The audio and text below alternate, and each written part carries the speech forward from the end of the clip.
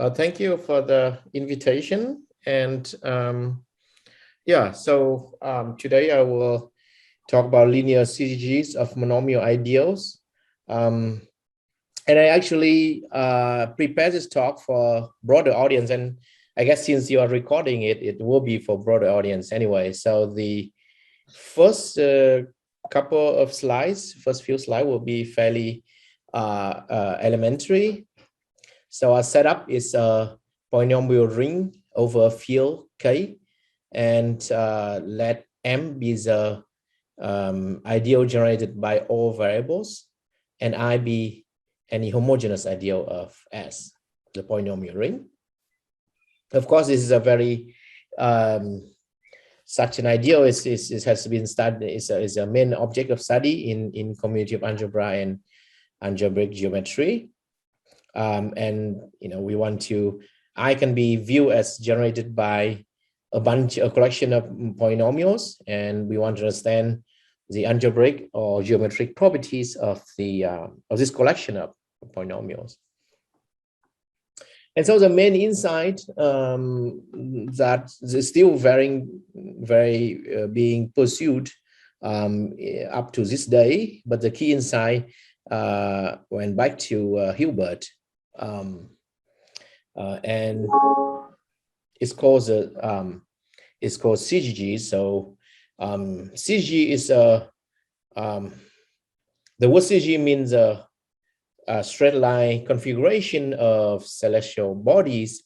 So how things are arranged. But in Hilbert's sense, it just means the relations between the polynomials we are interested in. And then you can reiterate the process. So you have relations between the polynomials and then relation between the relations. And it turns out that understanding such relations can give you a lot of tools to understand the polynomials themselves, or the space of solution to those polynomials. So as I said, I'll start with some very simple example. So let's consider only two polynomial, xy and yz. And so of course we have relations between them. Z times f1, z times xy equal to x times yz. Of course, there's other relations as well, right? We have yz times xy equal to xy times yz, which is a trivial relation. But the second relation, the trivial relation, is a multiple of the first relation. So we just multiply the first relation by y.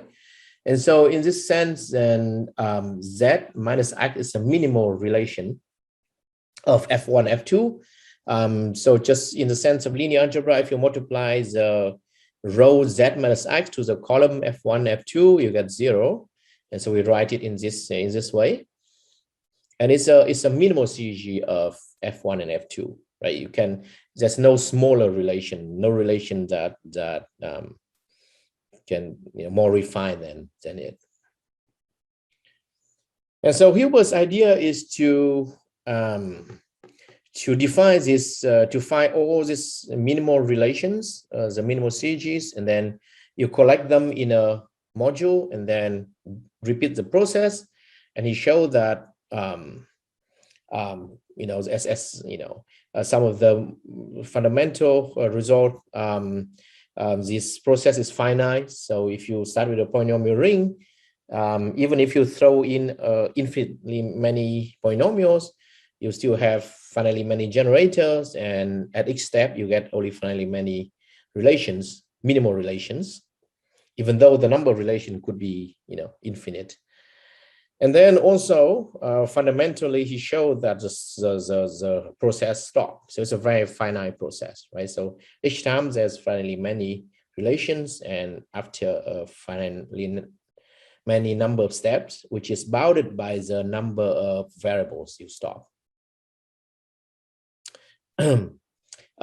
So again, if you start with three variables and three polynomial x, y, y, z, and zx, then I include this example again if you are not familiar with this, to show that there's some subtlety here.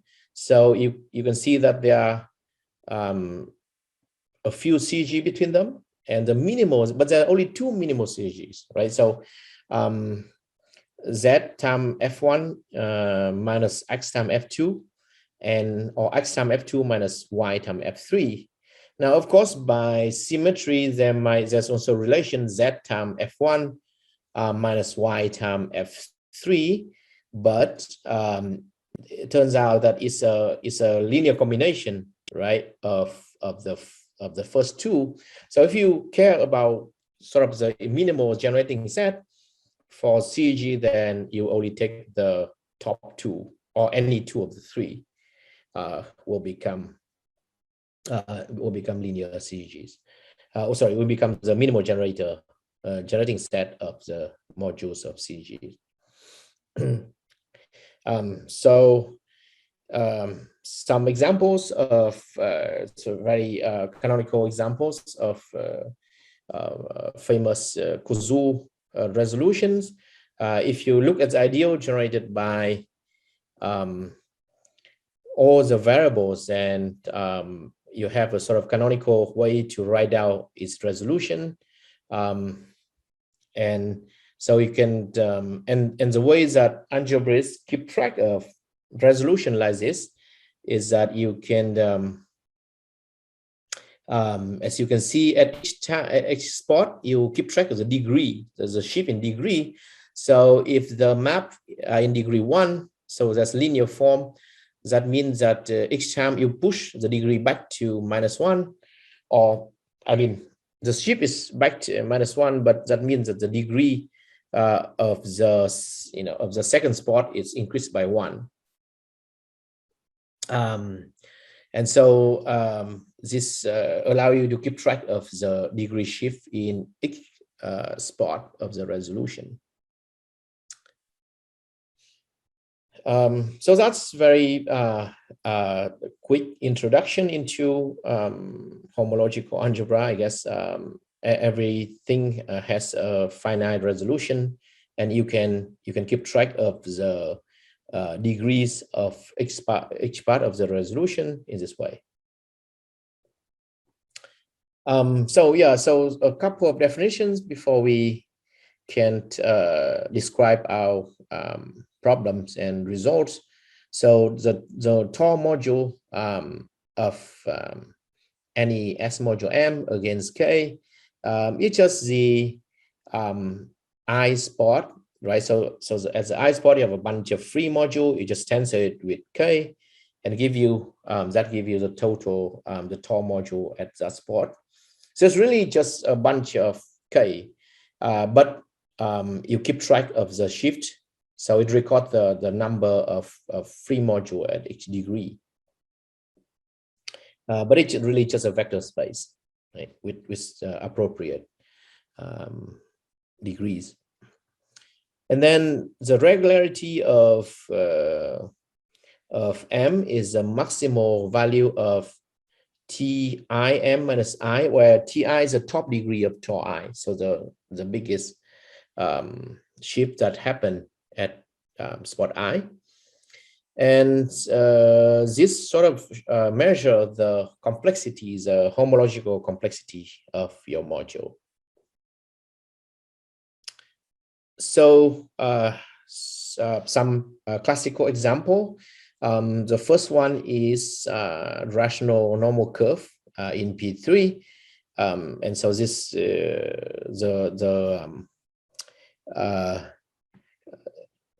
coordinate ring of this curve can be described algebraically as KABCD modulo the ideal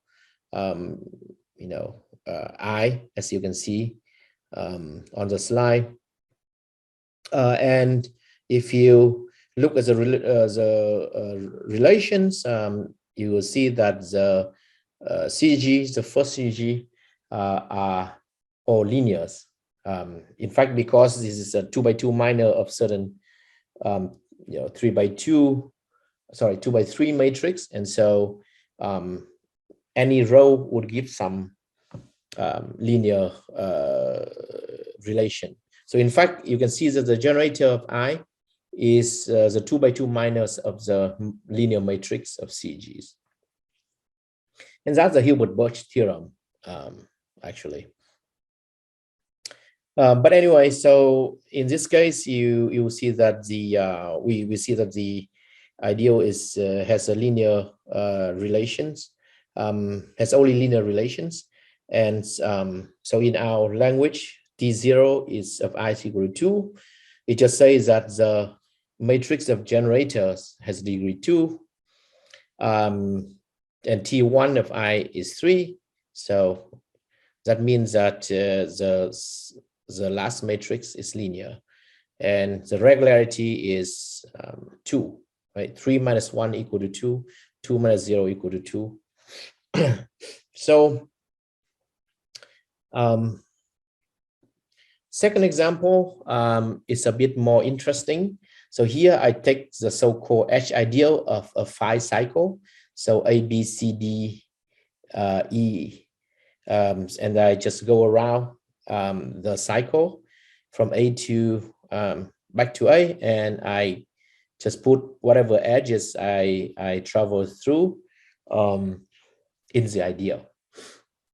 And it turns out that this ideal also have the first linear syzygies, but the second syzygy is back to quadrics. And so the regularity here is 3.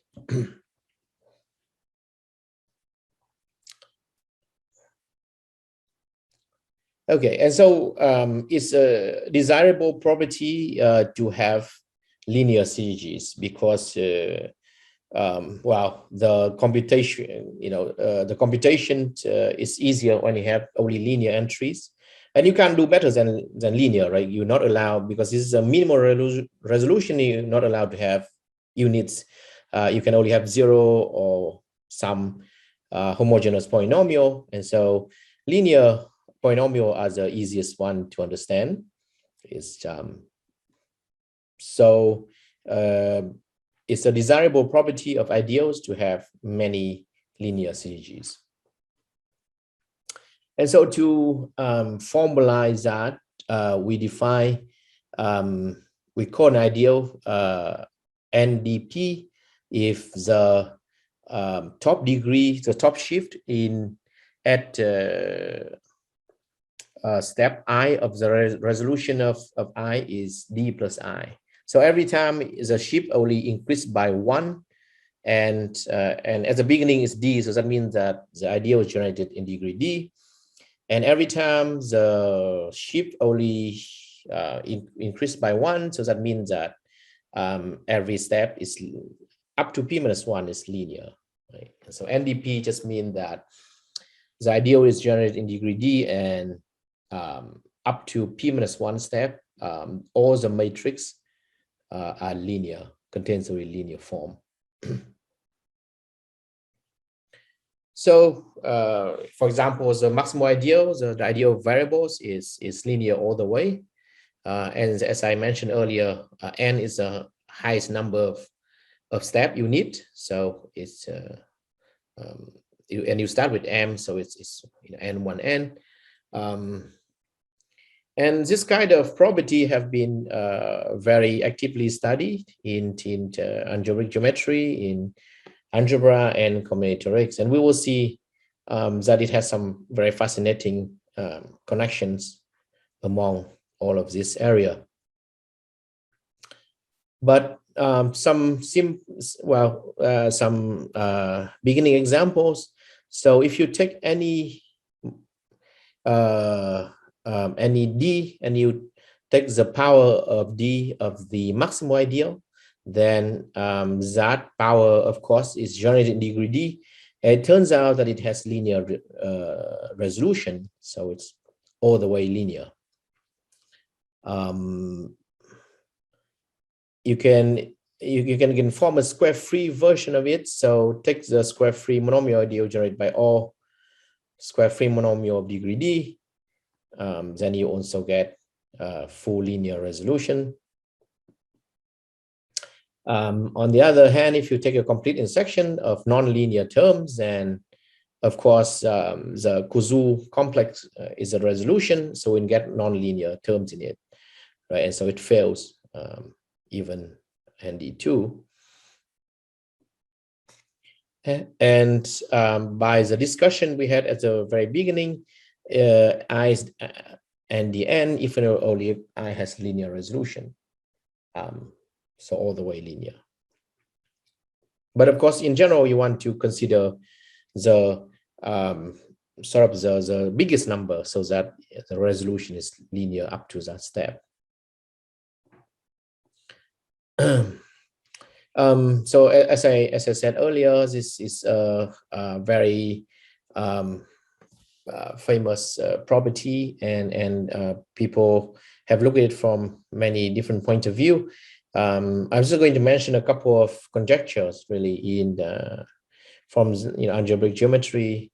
We're not going to focus on this, and they are super hard conjecture, but just to show you some very simple problems that's still open. I mean, problem that's simple to state, but very hard and still open. So if you look at a smooth curve over the complex number, and you can embed it in many ways, but there's a precise formula for P, so that the embedding give you a defining ideal that's N2P, and that P depending on so-called Clifford index, which is a very intrinsic geometric notion that depends on, it's an intrinsic invariant of the curve, right? So that's beautiful connection between geometry and algebra. And if you look at higher dimension, then even the embedding of projective space turn out to have a lot of linear syzygies. And again, you can compute examples to see how many steps, how many linear steps you get.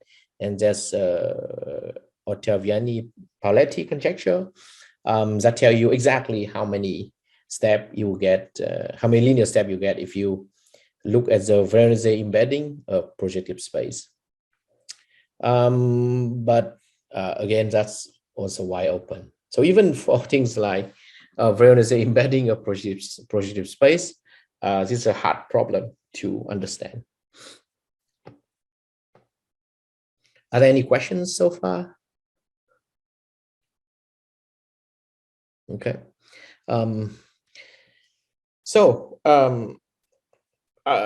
In general, it's hard to understand to tell precisely, although as we see there are some conjectures, but it's hard to tell precisely when something has NDP. And so I want to state a few motivating questions for this work. One thing you can ask is, suppose that your ideal have P minus one, NDP, so it has linear step, linear in resolution for P minus one steps.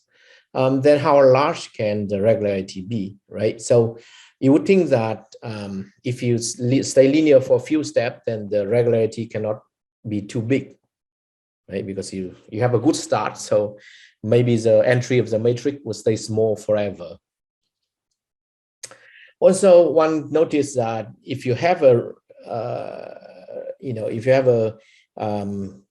linear if you have many linear relations, then the generators of your ideal tend to be close together, right? So they have to have some, they cannot be complete intersection for once. So they tend to be dense compared to the power of the maximal ideal. But what is the smallest number of generator? What is the smallest number of monomial that involve in such ideal? So what is the how complex are the monomial can appear in such ideal? Yes, Ben? Can I ask what you mean by how densely generated it is? Yeah, so actually I'm going to jump to the end and tell you this is a picture of um, an ideal in degree 7 with linear presentations. Okay, and this ideal is obtained by removing the red monomial from the whole triangle. The whole triangle is just every monomial in degree 7. Okay, and so how dense means it's just like how if you want to keep the property of having linear resolution or linear presentation, how many red monomial can I remove, and in what way? I see. So it's like if everything, then we have linear resolution. But if there's less than how far from everything can you exactly get? how far from everything can you afford to remove, right? So clearly, as I say, if you want linear resolution, you should be, intuitively you should have the generator to be close together, right? I see. Because you want linear relation between them, right? So x to the 7 and x to the 6y, there's a linear relation, but not x to the 7 and x to the 5th y square, right? So linear relation means they are between two monomial, means they have to be next to each other in this picture. Okay, and so of course you only care about minimal syzygies, so it just means that between any two of them you need some path between them, right? And yeah, but what is the smallest number that you can throw that you can find and still have linear resolution or linear whatever how many steps you wish for, right? Isn't that essentially a graph theoretic question? Like how many vertices can we drop from the graph so till we in the get case connected? of in the case of linear presentation, so only first CAG linear is it will be a linear, it will be a graph theory question, but I see. Yeah, higher syzygies is the question. Right, higher CAG Got is you. more complicated. Thank you.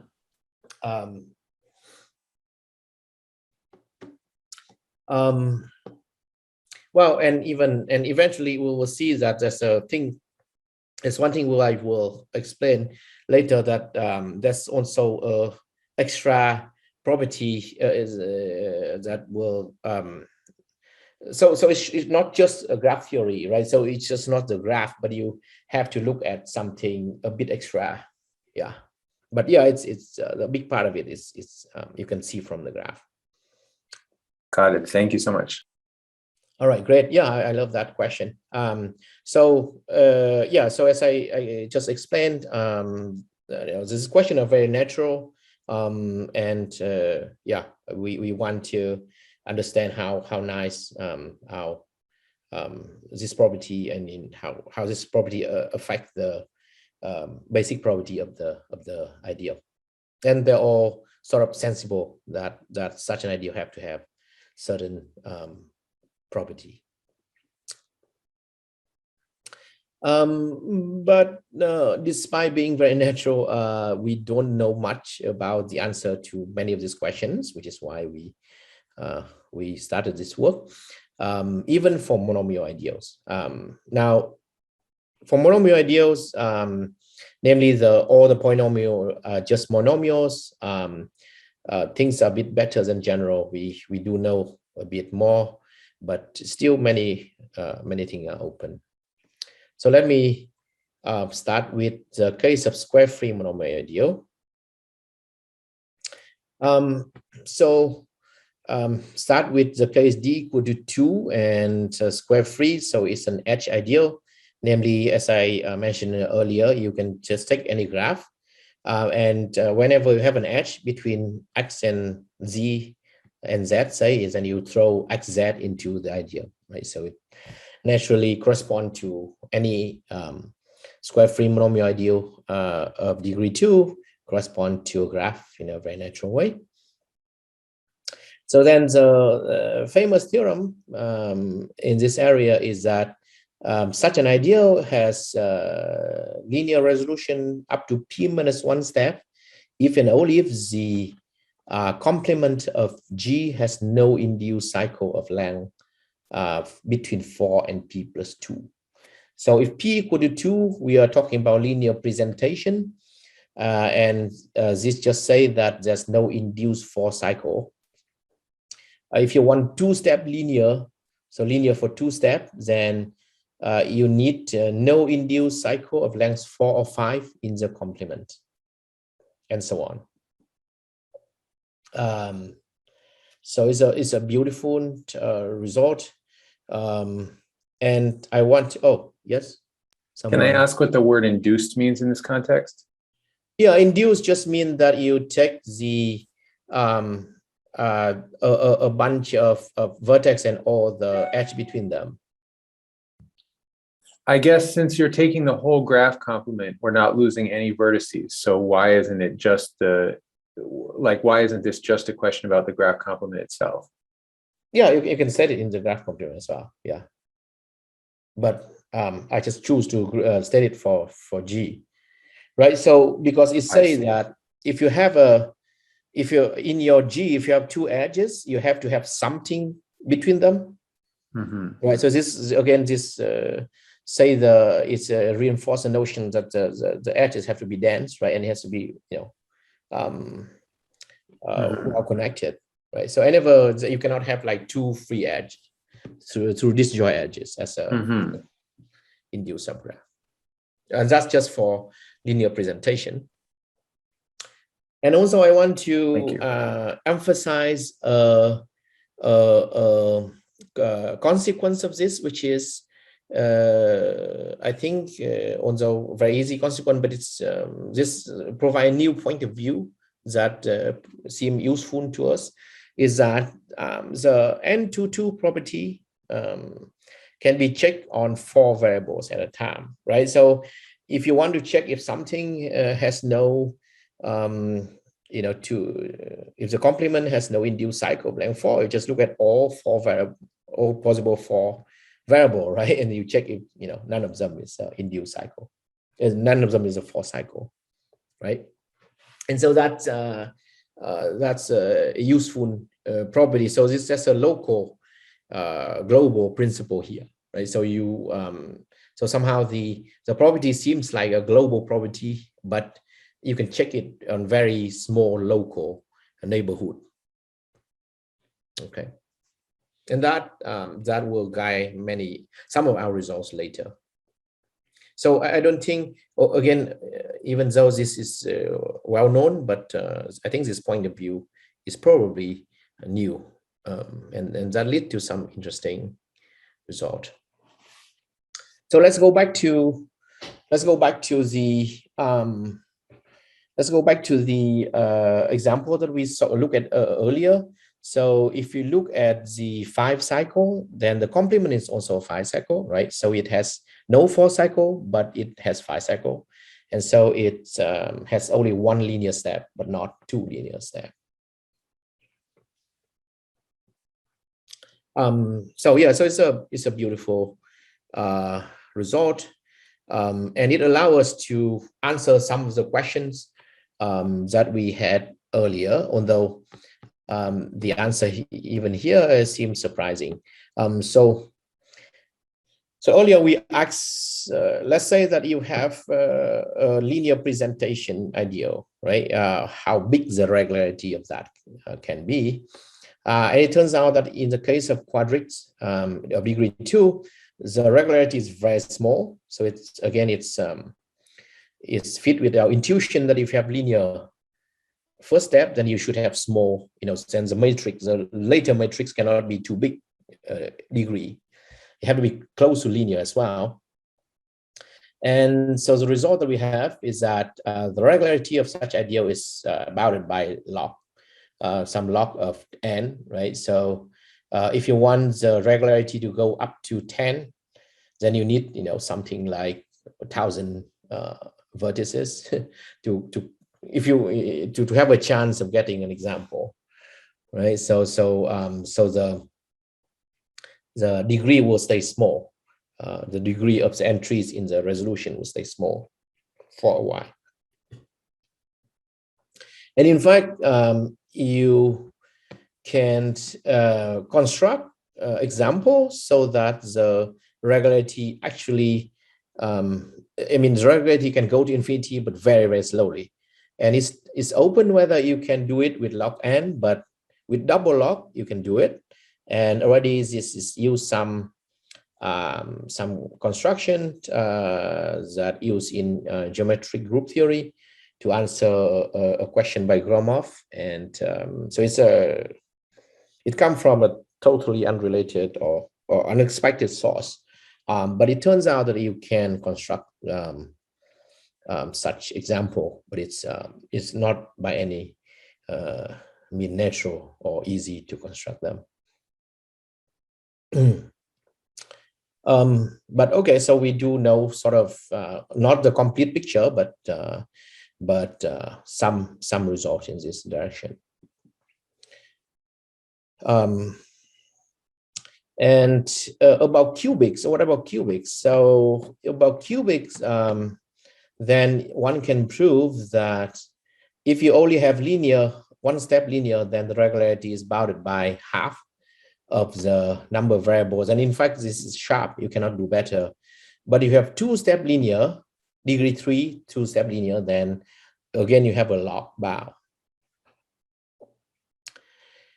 So that raised many a very natural conjecture that if you have a square-free monomial generated in degree d and linear for p minus one step, so it's NDP, then if depending on p, you get bound for regularity. In particular, if p is bigger than or equal to the degree, then the bound is a log bound. So you have very small. So if you linear up to d minus one step, then the resolution complexity will be very very small, very close to being linear all the way. So this is as we saw, this known for degree at most 3, but not much for the other degrees. Okay, so next I want to describe some tools that are useful in this area, which again useful, but maybe not being utilized as much as they should. So there's a theorem by Arena Peva and Velasco that if you have a resolution of any monomial ideal, then and you take a monomial and you look at the ideal, the sub-ideal of I generated by everything that divides this monomial. So this notion I less than or equal to m just means that you collect everything in I that divides m. Okay, then the subcomplex of the resolution that you get from taking all terms whose monomial degree, every term in this complex has some monomial degree, then you just collect all those things that divide m's and you get the resolution of this ideal. And so in particular, if you start with the ideal that is linear up to p minus one step, then you get, when you restrict to the, we call this thing a shadow of m. You restrict to the shadow of m on I, then you also get linear exactly to that many steps, right?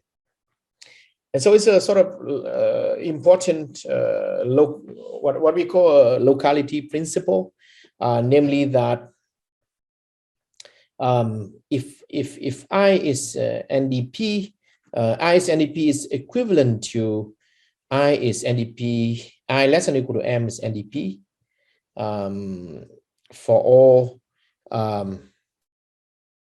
common multiples of generators of at most p generators.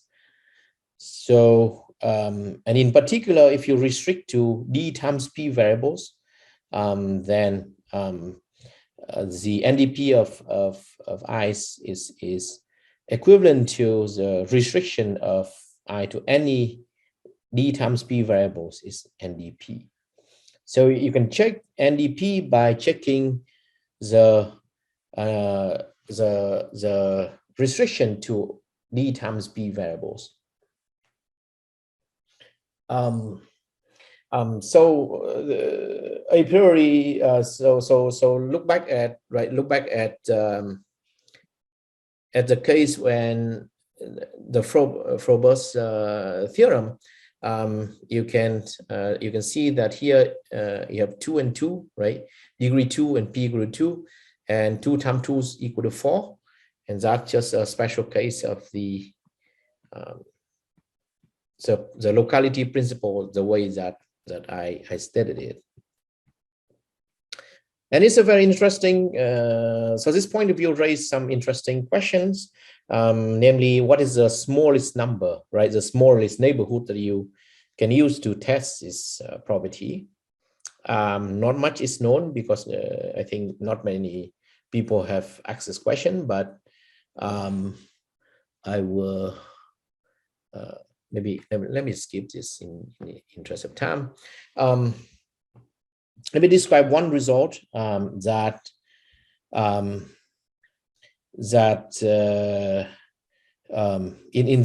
this spirit. So if you look at a primary monomial ideal generated in degree 3, then you can test the property N32 on at most 4 variables, right? So the ideal is linearly presented if and only if the restriction to any 4 variables is linearly presented. Now, the usual principle suggests that you take 3 times 2, which is 6, right? But in this situation, you can do it 4, right? And so, and of course, you want the number, the optimal number, to be as small as possible, right? For both theoretical and computational purpose, right? You want to be able to test this property on as few variables as possible. And I think that there are many results in this direction that waiting to be discovered. But here just one, one sample. Any questions? Does this make sense to everyone? Okay. So, yep, great. Yeah, so depending on how you look at it, the question here are very simple to ask, right? A simple step. And then we again, I think we are let me just go quickly through this. So using a result by Eisenbach, Heunicke, and Ulrich, we can also give a bow for regularities. Basically, is you don't have to do too much on this. So relying on the theorem by Eisenbach, Heunicke, and Ulrich, you can give a quick and sharp bow for primary monomial ideal satisfying NDP. So the regularity question has a very satisfying answer in this case. The bow is d plus n minus p times d minus 1 divided by p, taking floor function. And it also sharp for O and D and P. So you can for any triple ND and P, you can find example that that has equality, that achieve equality, right? And so so they are satisfying, but the price that you have to assume primary monomial ideal. So basically, it's the Athenian case. And so I want to spend the rest of the talk talking about a combinatorial characterization and also as a connection to the so-called Sierpinski triangle or Sierpinski gasket. So that seemed to be the one that many people interested in, and it's a good it's a fun topic to talk about. So in the paper with David, we were able to give a complete characterization of the almost linear case. So when you have a M primary monomial ideal, linear resolution means that it has to be n to m to the d, because it's have regularity d, which means there's a circle live in only in degree d minus 1, so it has to be the power of the maximal ideal. It's not hard to see that. And so it turns out that the case nd n minus 1, so just one step from being all the way linear, you are allowed to remove certain shadows from m to the d, but you have to do it in a very precise manner, right? And I'm not writing the formula here because it's mainly for intuition, but if you are interested, you can read it from the paper, which is on arXiv. But let me give you a picture. So here is a case when the red part, the red dots are the shadow. So they are just all the monomial that divide certain monomial, right? Or monomial of degree d that divide certain things. So you can remove such red collections out of the full lattice of m to the d, but the shadow have to be separate, and they cannot lie on the boundary, and each cluster have to be separated by a path of black dots, right? And so that's a complete characterization, okay, at least in this case, right? So you can remove the red dot, but in a very precise manner, right? So the below is another example. Again, you can remove the dots, but each of them have to be a triangle, an inverted triangle, and then there has to be a path between the area that you remove.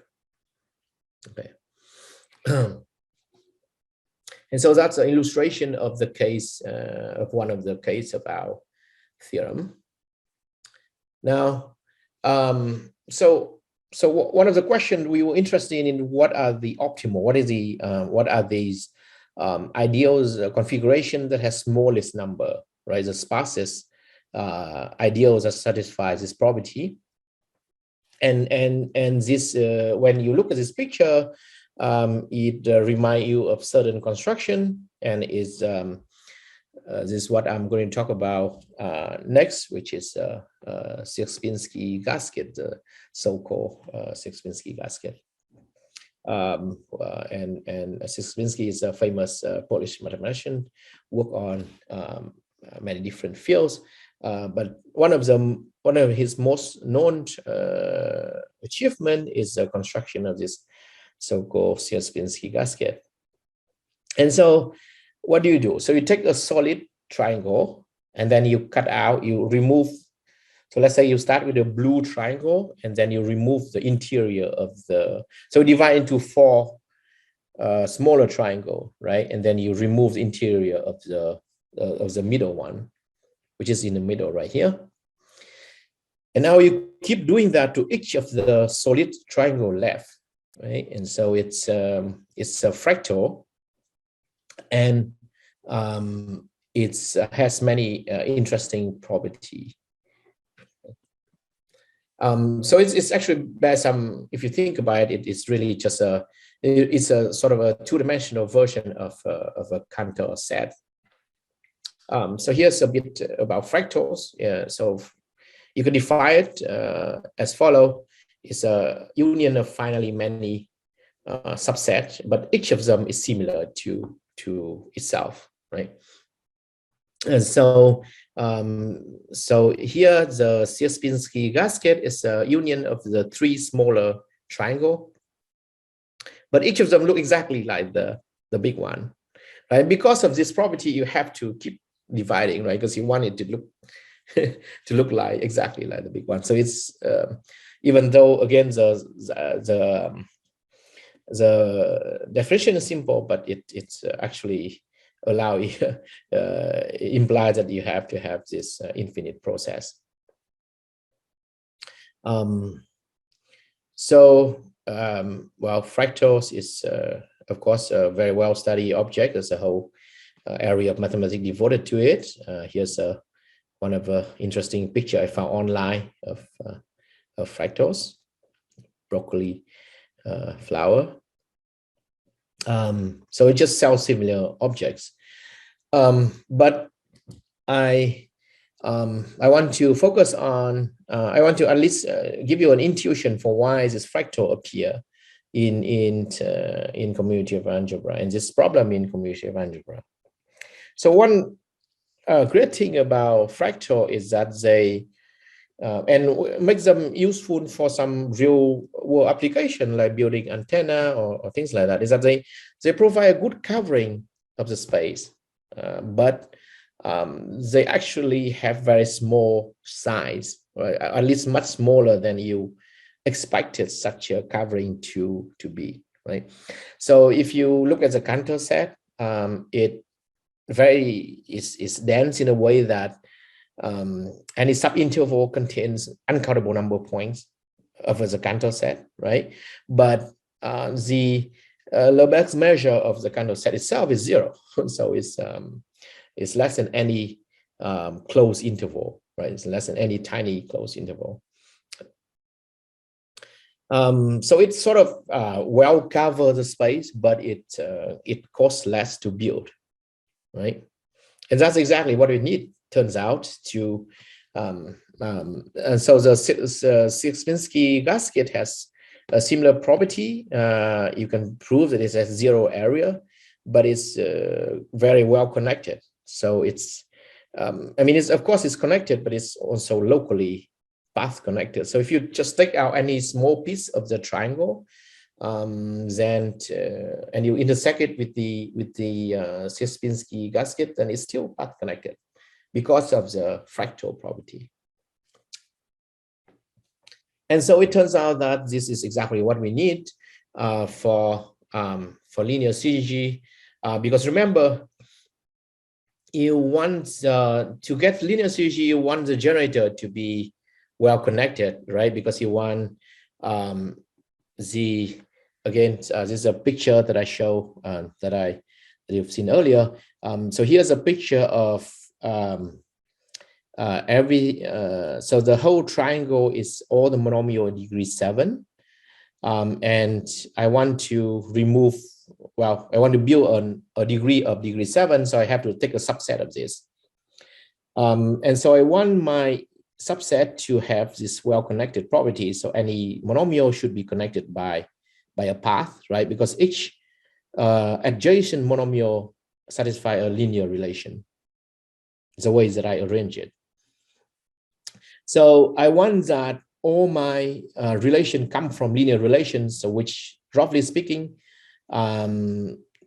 translate to the fact that that it's a path connected figure, right? So you see that any black monomial can be connected, but you also have this locality principle, namely that so which is more subtle and which is take it beyond just graph theory, that any shadow, right? If you take any shadow, you have to have so if you take the intersection with any shadow, then you have to be path connected as well.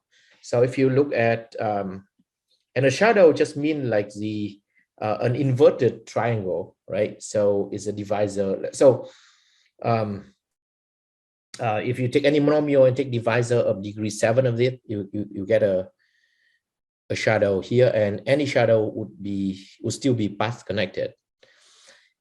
And so therefore you can remove the whole shadow because, you know, the intersection itself is empty.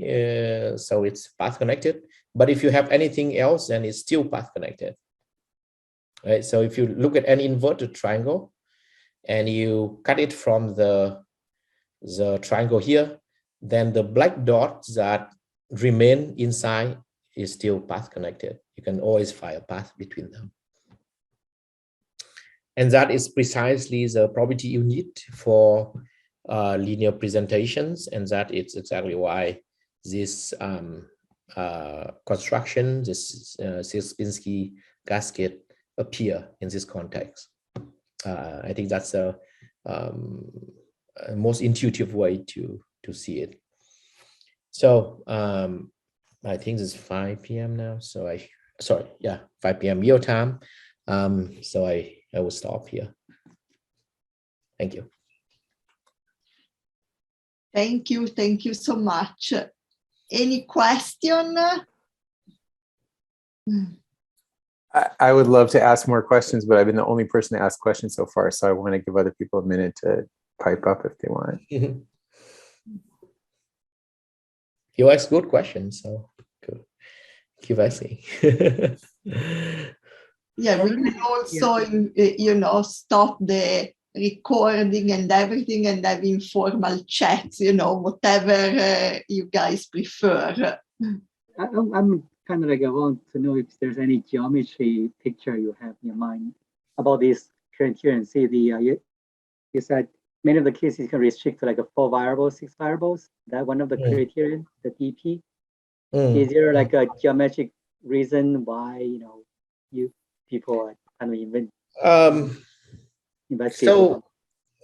So if you just look at monomial ideal, then you usually don't get too much geometry, right? You mostly just get combinatorics. However, once you, of course, you can ask about, I mean, as you know, there's a standard way to turn any ideal to monomial ideal, which is, you know, via Gromner deformation. And so you can ask things like, what is the initial ideal would be like for certain NDP property, you know, ideal with NDP property. And that, I think that's a very interesting question. And again, relatively unexplored. So here's one of the questions that I really, that I think, like, you know, if you look at an ideal defining some variety, right? Let's even forget about Grobner basis, but like how many monomial would appear in the generator? And supposedly have some nice geometric property, right? How many monomial can you use to build such an ideal? I think that's so this kind of question is very, I think, closely related to this work, and you can get some sort of estimate from it. But yeah, so computationally, how, you know, how much it costs to build a nice ideal. And I think there's some amazing answer in terms of you know, there's this work by Barbaro and Konka and others on when you start with the ideal of a good variety, and you take the generic initial ideal and still get linear resolution, or still get just you know, even just an ideal generated in degree D. There's such work, and it's quite amazing. Yeah. And so the connection between geometry and the monomial case is very, I think, very surprising. Okay, I'm going to ask my question now. Is there a way to understand the result that you gave at the end, that the reason, if I understood you right, you're saying the reason that this Sierpinski gasket kind of ideal has almost linear resolution is because it has this local path connectedness property, where if you take out any shadow, if you look inside its intersection with any shadow, it's still path connected, right? Is there a way so I was struck by the fact that globally path connected gives you linear presentation, and then that gives you almost linear resolution, because that's a continuum of conditions with a bunch of conditions in between, right? Oh, actually, oh, I see. Okay. So it turns out, so the case that I'm looking at is, so that's another great question, but the case I'm looking at is a bit misleading because it's a case of 3 variables. And so in 3 variable, almost linear is the same as linear presentation. So actually, even for linear presentation, you have to have this locally connected property. Okay. Right. But it just, in this case, everything just match. Right. And we still don't understand linear presentation in 4 variables completely. Okay. I mean, you can write down a condition, but which is basically this linear, this is path connected condition, but combinatorially is still hard to visualize it. I see. Yeah. So even for linear presentation, you have to have this locality.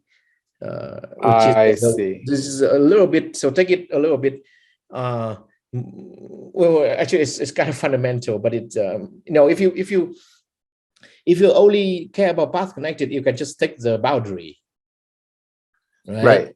And the boundary would not have linear presentation.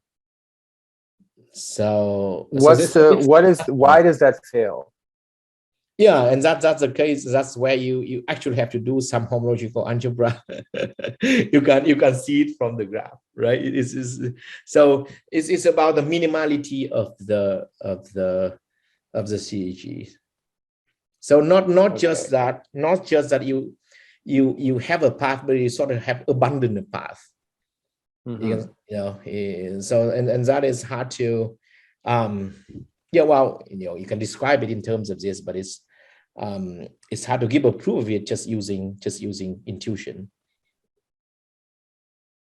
Yeah.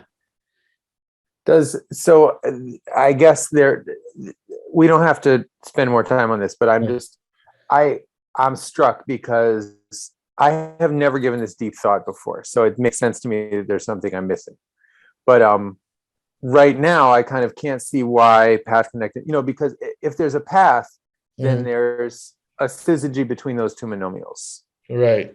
If there's an edge, there's a syzygy between those 2. There's a linear syzygy. Linear syzygy between those 2 monomials. So I don't. It's like if there's a path, there's a linear syzygy between the endpoints of the path. Right? Yeah. So why isn't that enough? But don't answer now. I just think I'm sure if I think about it more, I'll understand what the problem is. Yeah. So intuitively, it looks like that. But if you pick any 2, and you look at so it's a bit right. So if you look at any 2 black dots, right, and you write down the relation between them, you want to say that you can build, you can write as a combination of linear relations. Right. And so if you only take the boundary of a triangle, and again, this kind of thing, you have to do you have to write it down to see it. So you for example, you look at x4 to the y cube and x4 to z cube, right? And if you only have the boundary, then you will not be able to write that relation as a relation as a combination of relation of the other. It's not. Does it have to do with the corner somehow? Yeah. So it's not like you can just add the path, right? Because every time so the intuition here is a bit misleading, because the path just means you write the step next to each other, but the CG actually you don't do that. You have to multiply with something, right? That may push it beyond the minimal CG. Depending on how if there's just a line of them, though, that's okay, right? Like if it was just the left edge. Yeah, right. For If you just example. the line of them, then yeah, it's okay. So But, it's so the problem is somehow getting past the corners. right. Yeah. When I the got you. fits Yeah. in, yeah. It's beginning to make more sense now. Thank you so much. Right. Yeah, it's That it's just No, it's a subtle. It's a very, I think it's very subtle and interesting. Problem. How to combinatorially describe this. So there's intuition, but intuition can sometimes be dangerous. But then it makes the answer actually more interesting. Yeah. So yeah. All right. Thank you so much.